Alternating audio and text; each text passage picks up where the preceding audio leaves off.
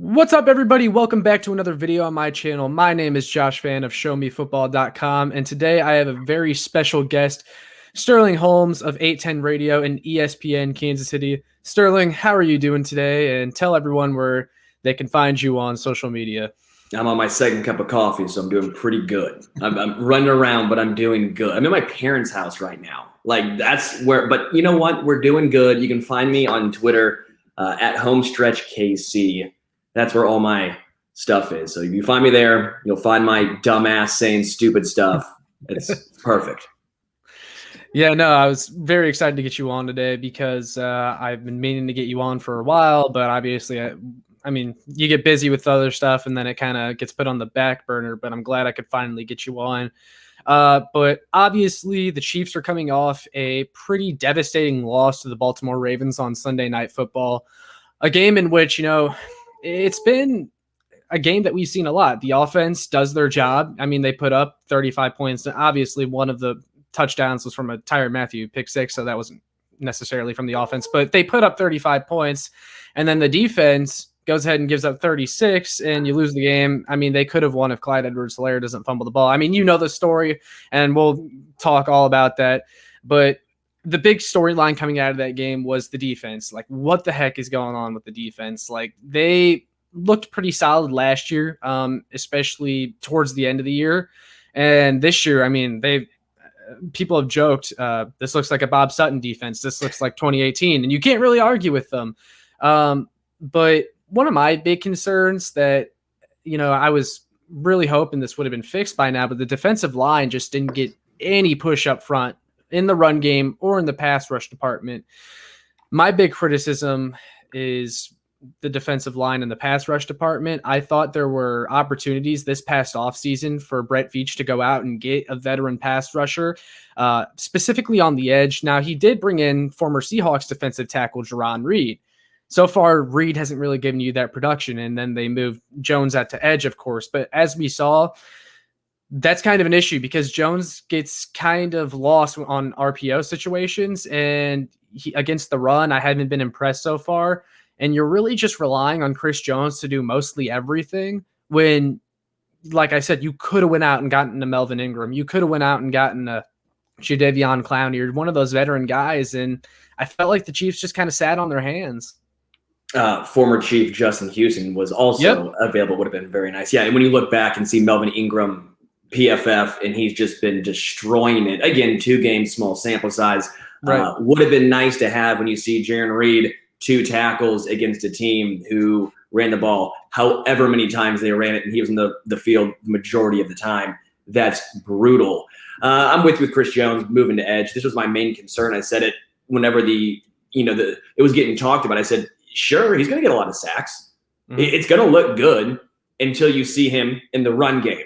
And I'm not saying he can't do it, but he has not done it in the NFL level. It's going to take time. There's going to be growing pains. And when you already struggle against the run, I think a lot of people, are saying, oh, the Chiefs fans are overreacting. It's been 2 games. But this has really been an issue for 4 seasons. Exactly. Right? It's been a 4 season from Bob Sutton to Spags. Spags' defense has improved, but that was mostly the secondary. The secondary I'm very comfortable with. They've improved dramatically there. They've still yet to be able to stop the run. And so when people say small sample size 2 games, I'm like, wait. This is a 4-year sample size of getting burnt against teams that can run the football. And again, first 2 games of the year, when you're going up against Baltimore and Cleveland, they might make everyone look like this, right? It might not just be a Chiefs issue, but I would have liked to see some progress, again, with Reed, with Chris Jones. Frank Clark was back last week. Where was it? Where was he at? He had 1 play, and then he was a top hat. Like, you're getting paid, I think, the most out of any player that's not a quarterback. Mm-hmm. What the hell's going on? Well, the thing is, Sterling, is he actually has the highest cap hit of any player, including Patrick Mahomes, on the Chiefs in 2021. Ideal. That's what you want. Yeah, that's exactly what you want. And you want Dan Sorensen. And again, I'm not going to blame this 100% on Dan Sorensen because it's not his fault they're playing him 100% of snaps. It's not his fault the team is putting him in situations where he has to go one-on-one against Mark Andrews where he's getting destroyed. Is there naked pictures of Spags that, that for some reason Juan Thornhill can't get on the field? 11 snaps. Your athletic safety going up against Mark Andrews seems like a good decision. Dan Sorensen leads the NFL in missed tackles, and I'll put the caveat. He's played all of the snaps. He's played against teams that have run the football a ton, so he's going to have more opportunities for missed tackles. But at the same time, it's like, come on. We all see it. I'm not saying I'm smarter than Steve Spagnuolo, but at the same time, I'm saying this seems pretty obvious. Yeah, absolutely. We're going to get to that. I want to go back to the run game real quick for a second here, though, or the run defense, rather. I've heard a lot of people say, it's the first 2 games of the year, and you're going up against the 2 best really rushing offenses. Cleveland, they have the rushing attack of Kareem Hunt, Nick Chubb. Then Baltimore, you got Lamar Jackson and all those guys. But firstly, yes, they are 2 of the best rushing attacks, but these are teams you're going to have to expect to see later, and that's a problem. Number 2, yes, they do have the best rushing attacks, but you should, with how much they've invested in the defensive line and really that front 7, you should expect to be a little bit better than league worst, and that's where they're at right now. I do want to say, good friend Seren Petro over there at Sports Radio 810, he had a fun stat where 25% of the Chiefs' cap space is in the defensive line. A quarter of the Chiefs' cap space is in the defensive line. And that is their worst, I would say worst group right now. I mean, we've seen this play out time and time again, but what's been really disappointing is even veterans like Alex Okafor, he looked lost against the Ravens. Like, he had no idea what he's doing. And you've been in the NFL 10 years. I get Joshua Kando or Chris Jones, who's new to playing end, but Okafor and Frank Clark, like, you got to at least be setting the edge, at least be adequate, right? It's very frustrating. And again, that's where I'm frustrated too, is why did you bring back Alex Okafor? Like, what has he shown that warranted him getting another contract? They voided his contract going into free agency this past offseason, and then they came crawling back to him after they missed out on just about everyone else. And it's a desperation look. And sometimes I think, we give Veach a lot of crap for bringing these same guys back, like Neiman, Sorensen, Charvarius Ward, guys who, like, we've seen enough of them, like, we know what they are. But at the same time, I feel like these are kind of Reed and Spags pulling the strings going, hey, make sure you bring that guy back because we really like him. Like, there's no reason Juan Thornhill should only be playing 11 snaps and Dan Sorensen is getting all these snaps. To me, that's not really something you can blame Veach on, because like you said, it's not Sorensen's fault that he's getting 100% of the snaps. Sorensen is ideally a guy you want playing like 30 or 40%, playing in the box a little bit. You don't want him covering Mark Andrews all the time. And that's part of my issue as well, is yes, we can go through the Veach draft picks. I'm sure you beaten that horse to death too. We can go through the draft picks and the Veach acquisitions, but it's not like he hasn't given this defense like, a handful of guys that they can work with. Again, Charvarius Ward, that's a guy. We've seen enough of him. Why is DeAndre Baker a healthy and active? Like, I feel like he should at least be getting thrown out there and see what he can give you. Don't you dare talk bad about Charvarius Ward. I am a massive Charvarius Ward supporter. I think he gets boned a lot he's going up against a lot of wide receiver ones, right? He is. And I think he's ideally your your CB2, but he's asked to do a lot of CB1 activity. Yes. He's always in the right spot. He is. Sure, he doesn't turn his head around. Sure, that's the story of his career, man. He's always right there. He just gets mossed every time for some reason. But my point is, how often do you see Charvarius Ward getting tons of penalties? Everyone in Chiefs Kingdom complained about Bashaud Breeland, right? For grabbing, getting penalties. When does Ward do that? When is Ward out there giving up massive plays time and time again? He's consistent. I get it. People like to hate on him. It's easy. But to me, cornerback is the hardest position to play in football. And he does it at a very solid level, unspectacular, the opposite of Marcus Peters. He likes to tackle, and he's getting paid nearly nothing. Charvarius Ward, to me, is a very good guy to have on your roster. So I'll give you Neiman. I'll give you Dan Sorensen. But also, Sorensen's getting paid like $1.5 million.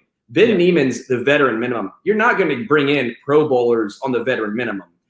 The point is, Spags needs to work with what he has. When Willie Gay Jr. comes back, that will be a huge boost. Anthony Hitchens, we need to see more of. Your best linebacker cannot be a second-round rookie. That cannot be the only linebacker who's shown any sort of flashes. Well, and another complaint I have is how they bring in these guys every single year, and this is where I start to question Steve Spagnuolo schematically or like the technique that he's coaching these guys. Is Jerron Reed? I heard a lot that he had all the tools to be a good run defender. Nick Bolton, downhill run stopping linebacker. Frank Clark, all world run defender. Right? Derek Nottie, one of the best run stuffing defensive tackles in football. Yet the run defense still league worst or bottom of the league at that. And it's just confusing to me how they've made so much investment, yet the results still aren't there. I'm interested to see how the Chargers go about this. The Chargers' scheme and game plan is going to be much different. Obviously, Herbert's going to be throwing the ball 35 plus times easy, and their run is Austin Eckler. It's not necessarily him running the football, but it's Austin Eckler pass catching. And I'm interested to see how they're going to combat this. Nick Bolton has struggled mightily so far in pass coverage. Nick Bolton's been the only one who's actually graded out pretty solid in run defense, but his pass coverage has been questionable. You're not putting Hitchens. Willie Gay's one more game still out. Yep, one more week. I'm very interested to see how the Chiefs combat Austin Eckler, because this is a complete 180 from the first two teams they faced. Yeah, it's not getting any easier against the Chargers. Like, this is a very, viable opponent. Justin Herbert, he's been a baller so far. I know the Chargers are coming off a disappointing loss against the Cowboys late in that game, but that's also something you got to look out for because the Chargers, they're coming off a game that they really should have won. They're going to want to win this next one. And it's a divisional game. There's going to be a lot of intensity. The Chargers, they also made additions to their offensive line. Rashawn Slater has looked like one of the best rookie tackles in football so far. And that's where I'm going. Frank Clark, I know how you feel about Frank Clark. I feel the same way about Frank Clark. He has to show something. I mean, just something. This is a rookie tackle. This is a matchup where Clark should be feasting on a rookie. And that's something that I always heard. Like, how many times did we see last year? I don't know how much you saw this, but I would always see a tweet like once every week. Oh, I feel like this is going to be a big Frank Clark game. And then it just never happened. It never happened. I mean, and Colton Miller, that was a guy that Clark consistently owned in Seattle, the tackle for the Vegas Raiders. And since Clark has gotten to Kansas City, it seems like the ownership has changed hands. Colton Miller has shut down Frank Clark. Yeah, I don't know when the switch happened for Frank Clark. I don't know if it's age. I don't know if injuries and his stomach, the bubble guts have continued to bring him down, but it's like one move, speed rush, but he's not fast or strong, it looks like, anymore. Like, I don't know what happened to Frank Clark is basically what I'm saying. Is when you saw him in Seattle, he was a problem. I'm not saying he was a top 3 DN, but he was, top 10, you would probably say, pretty comfortably. Right. He comes here. He had a few good games. He obviously had some success in the playoffs, so I'm not saying that it was a complete bust. But if you're looking at it just as a what have you done for me lately, it's what has he done for us lately? I mean, is he any better than Okafor? Is he any better at what TK was doing last year? Mm-hmm. And you're paying him $20+ million. I don't know what it's going to take for Frank Clark to get back to that level. I don't know if he ever does. But I have so many questions about what happened, why his fall off was so dramatic. Well, and the most disappointing part about Clark is how the Chiefs have went completely out of their way to give Clark the most comfortable situation to succeed again, and we're still just not seeing it. Like, they brought in former Michigan teammate Taco Charlton. They brought in Jerron Reed, who had a career year next to Frank Clark, and Frank Clark had his career year next to Jerron Reed. And yeah, it's only 2 weeks since not even 2 weeks since those guys have played together since Clark missed the first game, but we're still just not seeing anything out of him. And they're giving him a ton of snaps, and really, he hasn't earned them. To me, the reason Clark gets so many snaps is because it's that kind of failure to admit you made a bad acquisition. You're paying him all this money, so heck, we might as well throw him out there and see what he does. Yeah, and again, you could say the first two teams were run-heavy teams, so he had less opportunities to get after the quarterback, and the Cleveland Browns realistically have the best offensive line in football, right? Mm-hmm. But at some point, if you want to be known as the best, that's who you have to produce against. Don't show me what you can do against the Jets. I don't care. Don't get 3 sacks against the Jacksonville Jaguars. Congratulations. We didn't need that. Yeah. You need to produce against the top end teams. You got to get some sacks, get some pressures, and I care more about pressures than sacks. I get it. I'm very analytically driven when it comes to football and baseball too, but I'm very analytically driven. I think pressures are a better indicator of success and what you did. But we're not seeing pressures either. It's not like he's getting to the quarterback and just not wrapping up. He's just strictly not getting to the quarterback. Yeah, that's what I told Lucas Murphy on our Kingdom Crew pod that we do. And I said, Clark, he doesn't even have to get 10 sacks this year. But if I noticeably see a difference in performance from Frank Clark this year where he's getting really close, or he's forcing the quarterback to move around, or he's getting his hand on the ball, forcing fumbles, then I'll be more sympathetic. But we're not even seeing that from him. And going back to the Ravens game, a lot of people forget this is a team that did not have Ronnie Stanley. Alejandro Villanueva has clearly declined. He's not what he once was. Got owned by Max Crosby against the Raiders. Yeah. I mean, there was so much shift going on in that Ravens OL. That was a game that I thought myself, I even wrote about it. I was like, the Chiefs D-line should have a field day against the Ravens, and it just never happened. Yeah, and that was really disappointing. And Lamar Jackson's obviously going to be a huge difference maker, but it's not like even when he was back to pass, he didn't really need to run a lot of times. He could sit back as long as he wanted, and he did a few times. I mean, he missed a few throws, but it's really disappointing when that should have been a game that you pad your stats. That should have been a game that Frank Clark gets 2 sacks and says, look, I'm back. That should be a game where if you're Okafor or Jaron Reed, who is supposedly supposed to be a pretty solid interior pass rusher, which we've yet to see, that should be a game where you're like, okay, look, I'm here. I'm back, or this is why you pick me up. It's been very disappointing. Like you said, the Chargers, they've revamped their offensive line. Doesn't get easier. Justin Herbert, he's mobile. I get it. He's not Lamar Jackson, but he's still mobile. He's going to be tough to bring down. He's a huge guy. It does not get easier. No, it does not at all. And again, this is kind of where I'm going to question Spags and really the coaching staff. Brendan Daly, Matt House, these guys are involved too.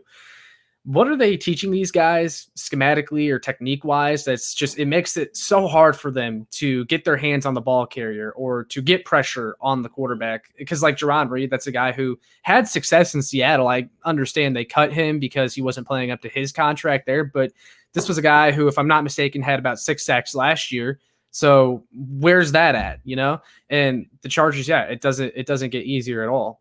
One thing that has concerned me, and again, we're talking about a team that's going to win 13 or 14 games in Kansas City this year. It's not like Kansas City is going 3-14, right? So I get we're kind of beating a dead horse.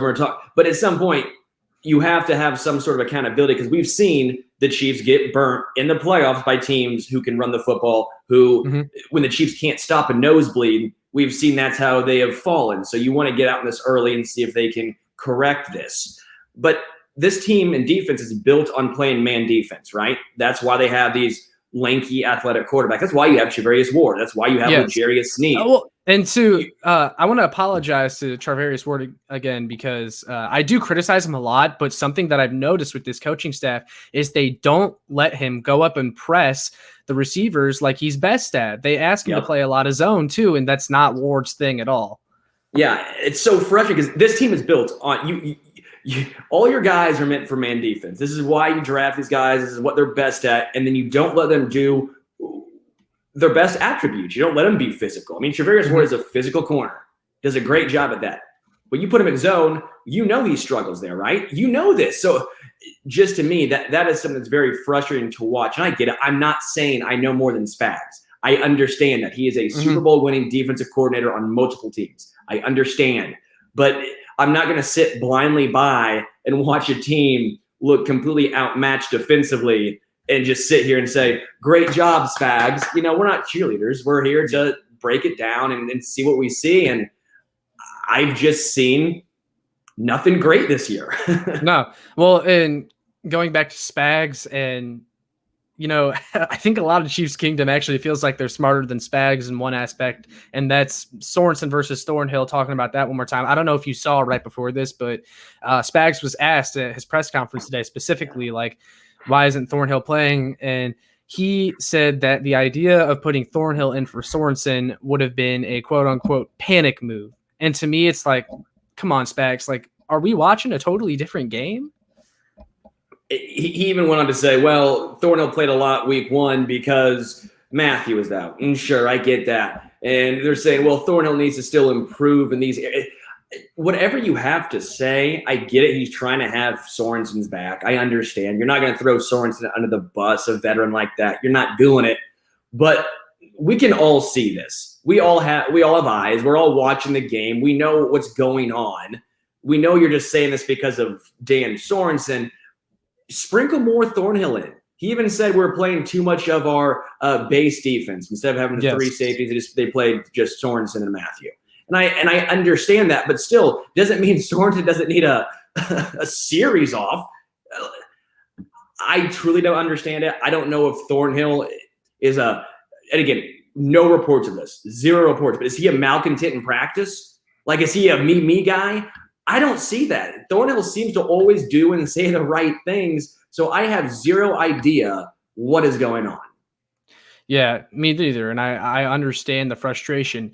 And like you said, we don't want to beat on them too much because this is still a team that's going to win 12, 13, 14 games this year. But, you look at teams like the Tampa Bay Buccaneers, a team that if you make it back to the Super Bowl, you're likely going to have to go back up against. And they have a great defense. Their defense showed out against the Chiefs' offense in the Super Bowl. Yes, the offensive line was beat up, and that had a lot to do with it. But that was still a top 10 scoring defense going into that game. You need to be able to match up with that because, yes, the offensive line, again, was horrible in that game. But a lot of people don't talk about it. Tom Brady faced the lowest pressure rate he's ever faced in the Super Bowl against the Chiefs in that defensive line. And to me, you're asking Patrick Mahomes to mask every single problem on this team all the time. And at some point, it's not going to end well for you. Well, and that's what I said. Even when they lost last week, I said, people keep talking about Mahomes' interception, right? They keep saying, oh, what a horrible throw. That you can't do that. I go, you live with it. You live with that. Because how many times has Mahomes done the exact same thing and it's worked? 90% of the time, that play is a successful, oh my gosh, how the hell is Mahomes doing this? You live with that. Mahomes does not have to be or shouldn't have to be 100% perfect. No other quarterback in the NFL is required to be perfect, right? Like, it's obscene what we expect from Mahomes because he continuously does it. I understand, but it's not fair to him to have him say, okay, you're never allowed to throw a bad pass. Don't take him out of his game. How about you just say, Clyde, don't fumble, defense, get a stop. Andy Reid, maybe put the ball in Mahomes' hand instead of trying to run it with Clyde in that situation when you ran 13 times for 46 yards. Like, there's so many other aspects you could say without people trying to blame Mahomes for one errant throw. And sure, bad decision. It was also the thing is, Sterling, not to cut you off, but, who's to say if Patrick Mahomes doesn't make that throw or attempt that throw that he doesn't get tackled there, the drive ends, they punt it back, and the Ravens don't drive down the field and score on the Chiefs defense again anyway. Like, what's the huge difference there? That was my point. It was 3rd down. You're trying to make something happen. Realistically, they weren't going to stop him anyways because you haven't stopped him yet. Giving him an extra, 30 yards? That was going to be the difference? That 30 yards was going to be the no. I mean, it's like, just to me, that seemed like an asinine comment when people were blasting Mahomes. Live with it. Yes, it was a bad interception, but look at the alternative. Then it's really not like I would rather Mahomes try to make something out of nothing there. Yeah. I agree with you. You mentioned it a little bit. I want to look at the offense a bit more from that game. They actually did really well. A quiet talking point that I haven't seen a lot coming out of that game is McCole Hardman and Byron Pringle. I think 2 guys people had a lot of questions about, including myself, really stepped up in that game and showed to be reliable chain movers. That was a big concern I had, but it gets overshadowed by how bad the defense was. So I'm happy what we saw from them. I'm totally confident in the Chiefs offense and the receiving game, but then there's the rushing game. And I really don't know what your feelings are on Clyde Edwards-Helaire, but it's from day one. I did not like the pick, but I'm thinking, okay, well, I'll give him a shot and we'll see how it is, even though I don't like the value of running back first round. But if you draft a running back in the first round, you expect it to be great. And I just haven't seen the greatness from Clyde. Like, where are his signature games, his signature moments that make you go, when that guy gets an offensive line, he's going to be really good. And now he has a good offensive line, and yes, they'll take time to gel, but I still haven't seen it. But if you go back and look at his games from last year, his best game was what? Against the Houston Texans in week 1, who had the 32nd ranked rush defense in the entire league, or Buffalo Bills without Matt Milano. I mean, I'm just not seeing it with CEH, man. I have a lot of thoughts on Clyde Edwards-Helaire in first-round running backs. I will do the summarized version, so that way we can keep this brief.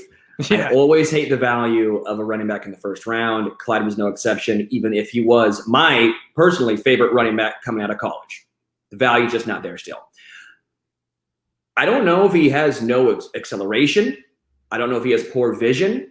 I think Kansas City has used him and utilized him wrong because his best attribute is pass catching, and he had 0 targets, 0 catches last week. You're not putting him in the best spot to succeed. I think it is going to take time for the offensive line to gel. But when you're looking at what, for example, Tyson Jackson, he didn't even know his name. Tyson Williams.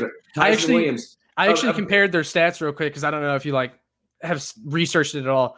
Tyson Williams is averaging like 6.5 yards per carry on the year. He is like 142 yards rushing. Clyde has about 88, and that's on more attempts. Yeah. And this is my point of why you don't draft a running back first round. The Chiefs won a Super Bowl with an undrafted guy and Damian Williams. He was supposed to be your stud running back undrafted, right? And just to me, I think it's been a poor all around. I think the Chiefs haven't used CEH in the best possible way. I think he has done himself no favors. That fumble obviously is going to add on to the fire. It's a very intricate situation because I don't think Clyde is necessarily a bad player, right? If he was drafted in the 5th round, I don't think we're talking about this. I think we're just saying, no, yeah. I mean, if he was drafted when Darwin Thompson was, no one's saying a word. But he does have that first-round tinder on him. It's very difficult to get that out of your mind. It is. I have been just a little confused because he seems to go down at first contact too. It's not like he's breaking through stuff. It's not like he's extremely quick, extremely fast. I don't know if he's injured, but I'm starting to say I'm ready to see Jerick McKinnon. Yeah, I'm ready to see. I made a video on that yesterday too, because for me, the lack of speed is really showing up on film. I don't know if you remember the play specifically. There was a picture of it on Twitter, though, where they ran a sweep with Clyde to the left, and he had all this open space in front of him, and he got like 2.5 yards. Yeah, 2 yards. And I go, if you give that same ball to Jerick McKinnon, he gets a first down. Yeah. Yeah, I mean, it is. And it's been a little bit alarming. And again, I'm not trying to pile on Clyde. I don't want to seem like I dislike the guy or I don't think he's a fine player. It's just we haven't seen him do what we thought he was supposed to do. And it is difficult. It's tough because you want to root for all your guys, right? We're fans of Kansas City Chiefs. You want to root for them. But it's difficult sometimes when we haven't seen the sort of hype that we thought they were going to have. Right. Yeah, no. And you wanted this team to be able to run the ball well, so you take pressure off Mahomes. We saw it in the Super Bowl. The Buccaneers defense, their base defense was daring the Chiefs to run the ball. They were very much, trying to take away the pass, and they did. And when they actually handed it off to Clyde, it worked. Like Clyde had some big runs in the Super Bowl. It didn't ultimately matter, but another positive of getting the running game going in the Super Bowl was every time Mahomes handed the ball off to Clyde, he was out of harm's way because you knew if you let him take that ball and drop back, he was getting hit by a Bucs defender. So you just need those points in the game where you can rely on the run a little bit so Mahomes isn't taking such a beating. I was going to say really quickly, too, what has been maybe the most disappointing aspect of Clyde is he's not going up against stacked boxes. It's not like it's Derrick Henry facing 7-man boxes every single snap. He's facing light boxes, and we're still not seeing improvement. And I'm always a fan of, or I buy into the theory of it's the offensive line that makes the running back typically and not the running back that makes the offensive line. So I do want to say the offensive line is going to take time for them to gel. But when you have that sort of size on the offense, I mean, Creed Humphrey's a massive center. Trey Smith, Lucas Niang, Orlando Brown. These are huge human beings, especially for even offensive line standards. These guys are massive. So you would think you'd get more of a push. We've yet to see it. It's going to take time to gel. So I'm not going to immediately say, all right, the Chiefs, they just can't run. Week 6, maybe give it to week 6. And if we see some sort of improvement, we'll say, okay, it just took time. But if we see no improvement by week 5, week 6, I am going to start saying, all right, Jerick McKinnon's season is underway. Yep, absolutely. Now, I'm going to ask you a couple more questions kind of regarding the Chargers going into that game. Won't take too long. I know I don't want to keep you around for too long, but, a pretty broad question here. What are your feelings going into this Chargers game? How do you feel about the Chiefs' chances and how they stack up against the Chargers as opposed to the Ravens? And do you think the Chiefs defense is going to take what happened against the Ravens personally and like actually come out with an attitude and it's going to make a difference? Or is this just something we're going to have to deal with? I think the Chiefs win. I think it's going to be close based on they're 1-12-1 against the spread in their last 14 games. So I think it's a fool's errand, fool's mission to say this is the game they obviously break out. Again, if you want to bet against the streak, go ahead. I'm probably not going to do that. So I'd assume it's going to be a close game. I think this is a better matchup for Kansas City. Like I said, they'll be able to play more man defense. They're going to be able to they're going to throw the ball more. And the Chiefs secondary, I think, is pretty dang good. So I think this is a better matchup on paper for Kansas City. So I think it's going to alleviate some of the defensive issues. I could see us coming out of this game saying, okay, the defensive issues are solved. I could see that being the storyline as, oh, Chiefs defense turns it around. But in reality, it's two completely different teams, from the Chargers to the Browns and the Ravens. I like the Chargers a lot. I think they're good. They're heading in the right direction, but they're still not there yet. I want to see what the offensive line does, especially. They're going up against a pretty solid front in the Chargers. I want to see Orlando Brown. He's not shown a lot, if we're being completely honest. He's gone up against two solid pass rushes, but still, you're brought in to be the guy. Again, like I said, don't do it against the Jets. Don't do it against the Jags. Do it against the elite competition. So I want to see him neutralize the Chargers' defensive front. Yeah, no, he did say going into the year that no one is going to touch Patrick Mahomes while he's in there. And Myles Garrett touched Mahomes a lot. Tough matchup for your first game as a Chief in a new scheme for Orlando Brown. I understand that. He did do better against the Ravens, but I did notice a few snaps where Jason Owe, who is an athletic freak, got past him rather quickly, but Mahomes just got the ball out so quick that it didn't really matter. I think the defense will be a little bit better in this game. You mentioned how the Chargers, they're going to pass the ball a little bit more. So I feel like that'll give the pass rush more of a chance to hit home because Justin Herbert will be standing back there a little bit more. But who knows? Maybe they look at what the Ravens did to them and they decide to run a little bit more RPO themselves. And Austin Eckler, he's no slouch. He's going to kill you both out of the backfield and taking handoffs at the line of scrimmage. But, like you said, I think the Chargers, they're still not quite there yet. They got ways to go. It's a new coach too that's still settling in. This is a game that I think, and you have to win this if you're the Chiefs. You don't want to fall behind too far in the division already this early into the year. Yeah, I as a Mizzou guy, I'm a Mizzou alum. I'm excited to see when Larry Roundtree and Nick Bolton. I'm going to see who wins that little matchup because that's going to be fun to watch as a Mizzou fan. Yeah, Roundtree's actually looked pretty good for the Chargers, and I'm a Mizzou guy too. So, love it, baby. That's what I'm talking about. I actually got a poster right above me. I always tell people this, but I have a poster that was signed by Nick Bolton. I went to the spring game and had it signed by him, and I told him, "I hope you go to the Chiefs." And sure enough, the Chiefs take Nick Bolton. So that was a fun little interaction. Love that. Yeah, if it wasn't my parents' house, my normal little setup, I have my Blaine Gabbert signed when he has the flowing locks at Mizzou. I got a little Blaine Gabbert signed picture in my normal. See, I'm at my parents. I don't have this. I got a green wall behind me. I don't have my normal setup. I'm scrambled over here. Yeah, no, that's awesome though. Mizzou all the way. I hope, even though it is with the Chargers, I really hope my favorite Mizzou players don't keep getting drafted to the AFC West. Larry Gillespie on the Raiders too, man. That's just you hate that, don't you? I will say this though: Mizzou's becoming backup QBU, baby. From Blaine Gabbert, Brad Smith, Chase Daniel, Drew Lock's now a backup, baby. Backup QBU. And I'm just saying, throwing that out there. Connor Bazelak's looking pretty good for a backup QBU. Yep, and Dave Matter, who works for the STL Post-Dispatch, he put something out a while ago. Mizzou has I think they're tied with, I forget who the other school was, for the most centers in the league too. They got Mitch Morse, Connor McGovern, all those guys. So. Justin Britt, I don't know if he's a center, if he's what Justin Britt's playing now in the NFL, but Justin Britt, I don't know if he's thrown in there somewhere. Probably. I think he might be on a practice squad somewhere, but I know I saw him. I saw him in a uniform on like the red zone last Sunday. Really? Yeah, I don't know if it was. I feel Seahawks. It seemed like a Seahawks. Don't quote me on this, please, but it seemed like a Seahawks jersey. I'm gonna be going down a Mizzou rabbit hole now after we're done recording here. Love it. But no, that's all I got for you. So I was really glad we were able to get on today and talk some Chiefs. I'm really glad I was just able to vent to someone else about the Chiefs. But that being said, Sterling, want to remind everyone one more time where they can find you on social media.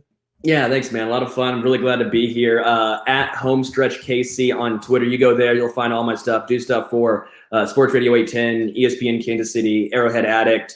But if you find me on Twitter, you get to see what I'm doing as well as get a little insight in my dumbass mind. You'll see some stupid tweets, so get excited for that. All right, sounds good. So for those of you still watching, make sure you like, share, and subscribe so more Chiefs fans can find this. And we will see you all in the next one.